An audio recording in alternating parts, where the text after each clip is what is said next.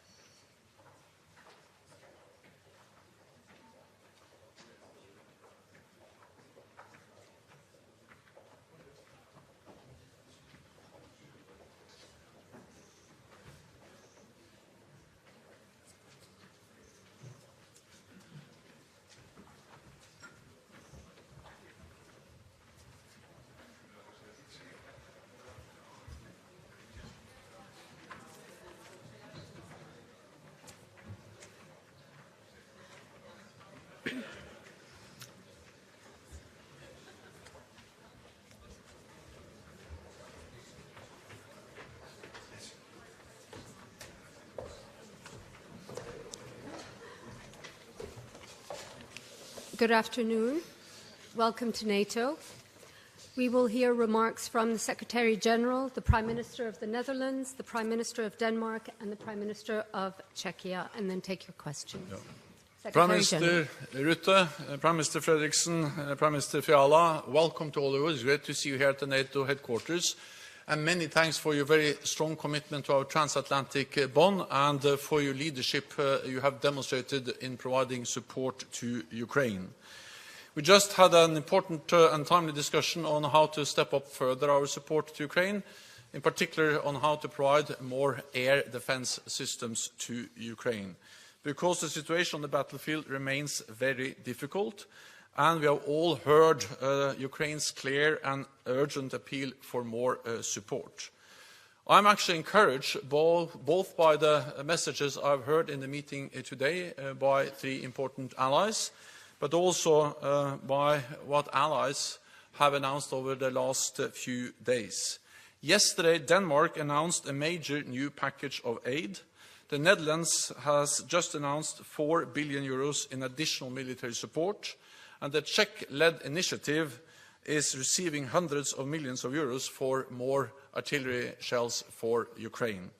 And then, of course, Germany announced it will send another Petr system to Ukraine, a part of the important effort we are now making across the NATO alliance to step up our delivery of air defense systems to Ukraine.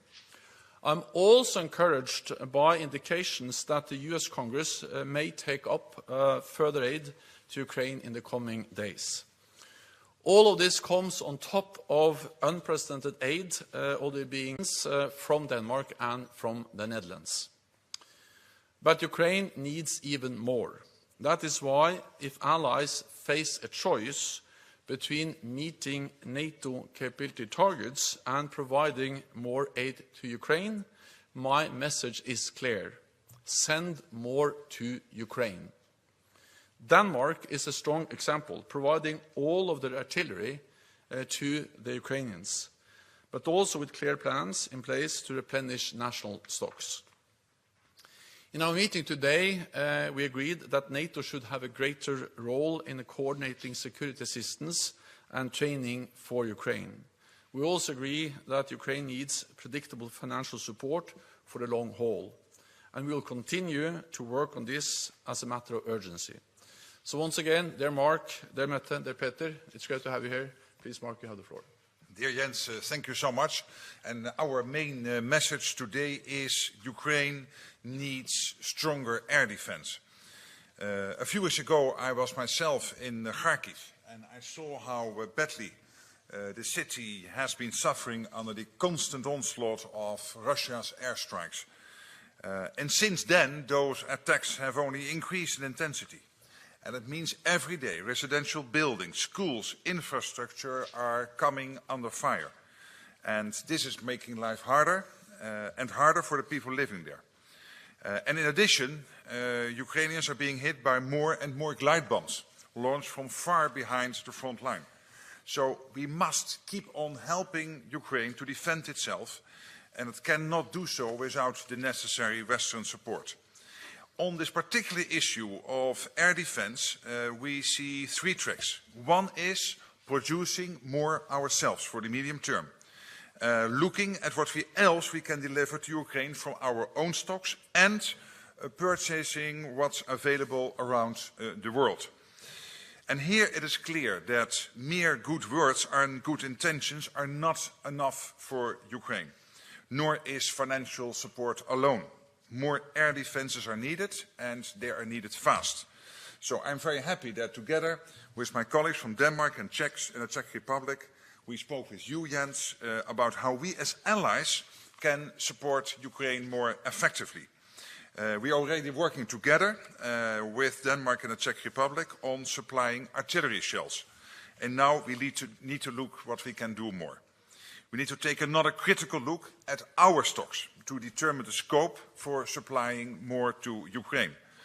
I have great respect for the commitment shown by Germany, which announced last weekend that it would make an extra Patriot system available. And it is working hard to get more countries to deliver urgently needed air defenses to Ukraine. And we will consider, the three of us, in what ways we can support to this German initiative. It is crystal clear that we will do what is necessary to support Ukraine for as long as it takes and as intensely as is needed. That certainly includes efforts within NATO. We must ensure Ukraine can defend itself against Russia's aggression. And at the same time, we must work to foster a Ukrainian army that can withstand the Russian threat in the future and operates in accordance with NATO standards. In this way, we will build an ever stronger bridge between Ukraine and NATO, because as we have said before, Ukraine's future and rightful place is within NATO. But again, the message of today, Ukraine needs stronger air defenses, and we will keep working on this together. Thank you so much. Thank you, Jens, and thank you, colleagues, for an important discussion about our continued and even stronger support, military support for Ukraine. This is a support that has changed a lot over time. From the very beginning, where we helped the Ukrainians pushing back Russia from Kiev. After that, in pushing Russian fleet back in the Black Sea and gaining back territory. But in the last month, we have followed the intense war at the eastern flank in Ukraine, a fight with almost unlimited needs for artillery ammunition. And therefore, the three of us are working very closely together in ensuring ammunition enough. And now we are going to continue this important format when it comes to air defense. We have, and we are still very much working hard with our colleagues to provide Ukraine with the artillery that they need, an effort that has to continue, and we have to speed up. But as Mark and Jens have already said, in recent weeks we have seen how the Russians are intensifying their bombing of Ukraine cities, critical infrastructure, energy systems, and the population. I guess, and I hope that in all over Europe we have heard Zelensky's call for more air defense. It's crucial. They have to be able to protect their soldiers, their citizens, their infrastructure, and therefore they simply need more air defense. And even though we Europeans have already done a lot, we have to do more. We welcome Germany's decision just a few days ago to donate yet another Patriot system to Ukraine. And I think the important question is now that all of us have to put on the table is to ask ourselves, are we not better off sending a few of our own air defense systems to Ukraine at a time where they, not we, are struggling daily to fight off the never-ending Russian attack? We know we have systems in Europe.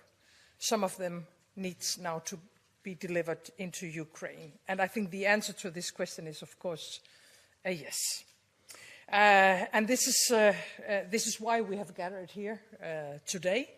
And with this message, I hope that we will have time during the Council meeting to have a very concrete discussion on how to ensure more air defense to Ukraine.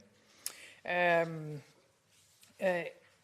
think we have, in a couple of months now, we've been working very closely together, providing what is necessary when it comes to ammunition. And now we have to shift a bit and primarily look into how to get more air defense into Ukraine. Thank you, Jens.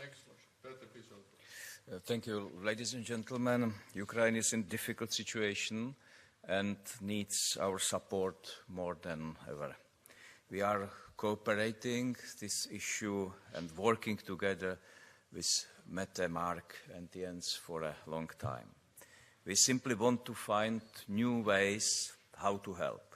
There is an urgent need of large caliber artillery ammunition, air defense systems and missiles needed for air defense.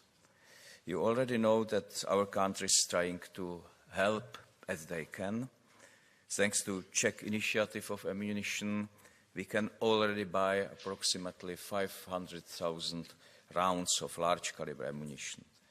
Almost 200,000 is now under contract and another 300,000 is being contracted.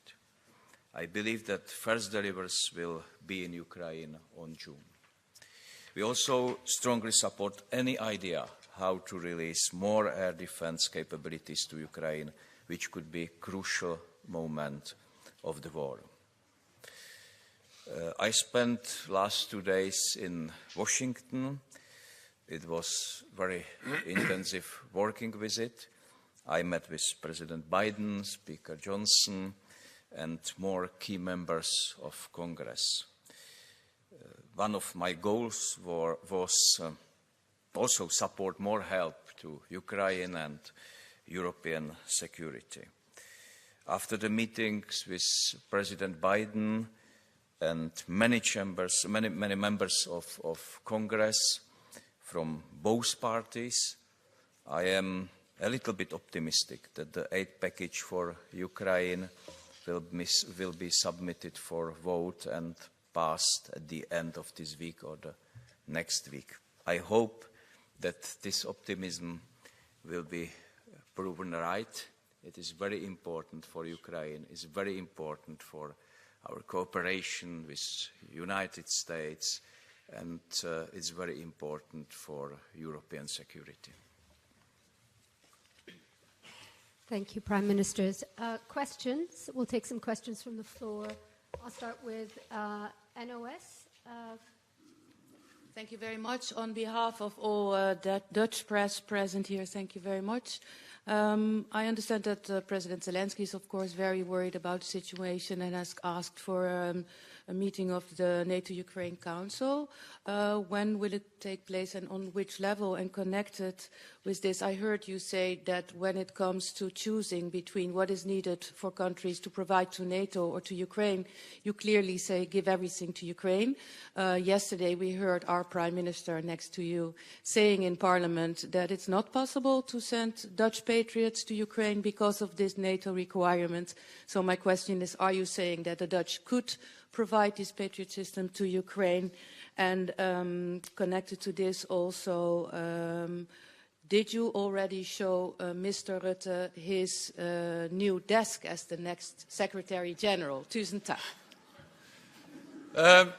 First of all, President Zelensky has asked for a meeting on the NATO-Ukraine Council. We will convene the meeting on Friday. That will be with President Zelensky and then with NATO defense ministers to address the urgent needs for more support to Ukraine. In particular, I expect there will be a focus on air defense, as we have discussed today, but also on more artillery rounds, following up the Czech initiative supported by the Netherlands and Denmark and other allies to purchase more artillery and then to get it over to Ukraine as soon as possible.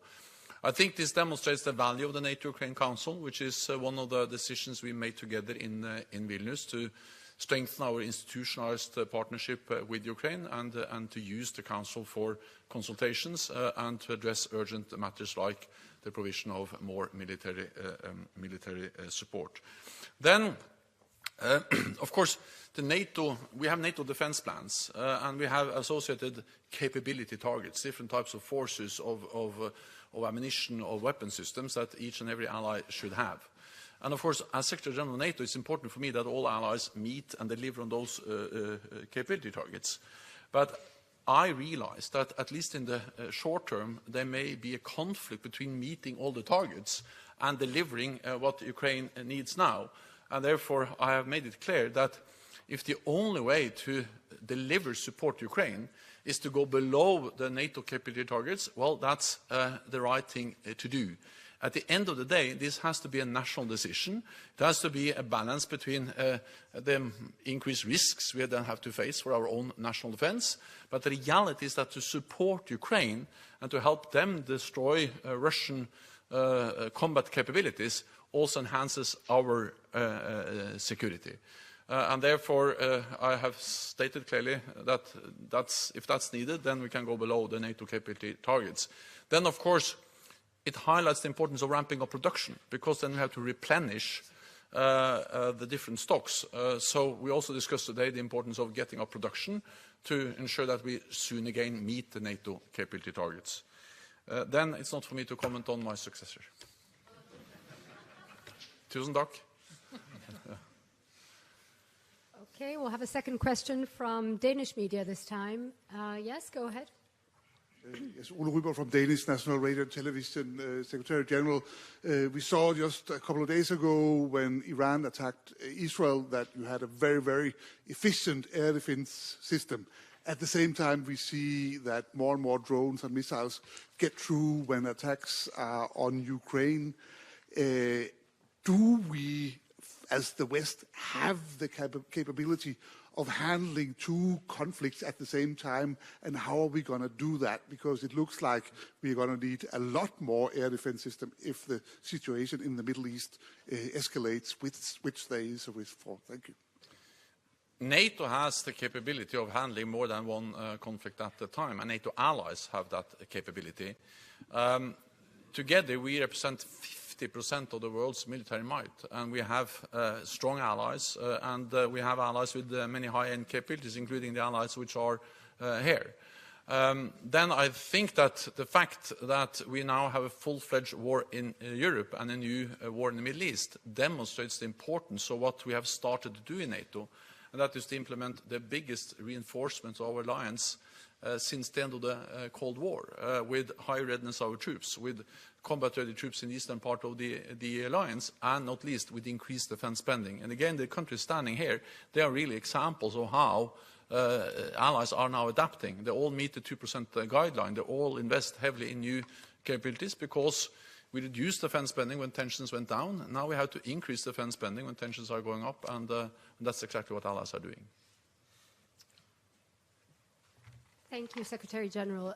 Member of the Czech Press Corps. Yes, go ahead. Petr, Czech Television. I've got a question on air defense systems. We've heard recently Josep Borrell, the chief of EU diplomacy, saying that there are 100 of batteries of Patriots available in Western countries, and Ukraine has asked for 7 of them. So is this the target you are seeking for? Is it possible to gather 7 batteries and send them to Ukraine? And the second question is primarily to our Prime Minister. People in Slovakia started a crowdfunding campaign to raise money and to take part in the Czech initiative because their government doesn't want to take part. So is it actually conceivable that private money crowdfunded on the internet could be used as part of this project? Thank you. The first question was that to me, or? Yeah?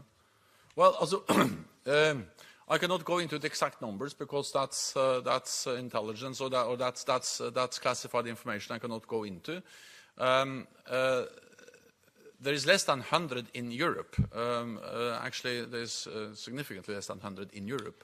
But of course, the whole alliance has a significant number of Patriot batteries. But that's also reflecting the fact that the United States, which is the ally with the most Patriot batteries, has global responsibilities. But the reality is that, of course, we have systems available that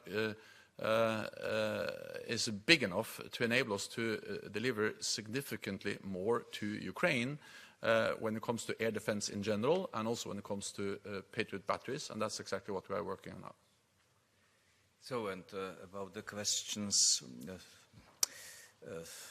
about the Slovak initiative, it's very nice to hear about it. Firstly, I would like to thank all people who are trying to help to the brave defenders of Ukraine. It is really great to see this initiative. We will check all the options, but this initiative is primarily built as a governmental one. But in all cases, there are many options how to contribute. There are many fundraising campaigns which can be used for it. So, really, I am very happy that so many people in Slovak Republic want to help, and there are different possibilities, but the Czech ammunition initiative is primarily built as a governmental one. Thank you. We'll take one last question. Any hands? Yes, go ahead. Agency, the Netherlands. Did you consider, the three of you, rich countries, to do something, the three of you? Or do you want to have a bigger group of people, like 20, that do joint procurements? To be honest, on the air defense, I mean. Yes, on air defense, but I stand corrected, so please chip in. But I would argue that money is not the first issue here. We have committed again another over 4 billion, which brings our total to over 10 billion, and all of us have committed a lot of money. So I don't think money is the issue here. The main issue here is to get the systems themselves. We saw with the Czech Shells initiative, and that as soon as it was clear that there was this outlook to 500,000, maybe even 1 million shells, that it was relatively easy to get the money. The question is how to get the systems. And here we are looking into our European partners, of course, the whole of NATO, but also outside NATO. So this production, it is outside NATO, is in NATO. But I think money will not be the problem here. And if I can just add, I think the message we got from Secretary-General today is very important, because all of us in the alliance is balancing the needs we have as members of NATO and our own deterrence and defense and all the things we want to do for Ukraine. But the message has been very clear today that when we're looking at the battlefield at the moment, we need to deliver more, especially ammunition and air defense, and that is the most important target for all NATO members right now. So with that clear message, I think it will be easier for the three of us, together with the wordings from Germany this weekend and also the days after, to ensure that we will deliver what Ukraine needs right now, and it is especially air defense. Thank you. Thank you all. This concludes the press conference. Thank you.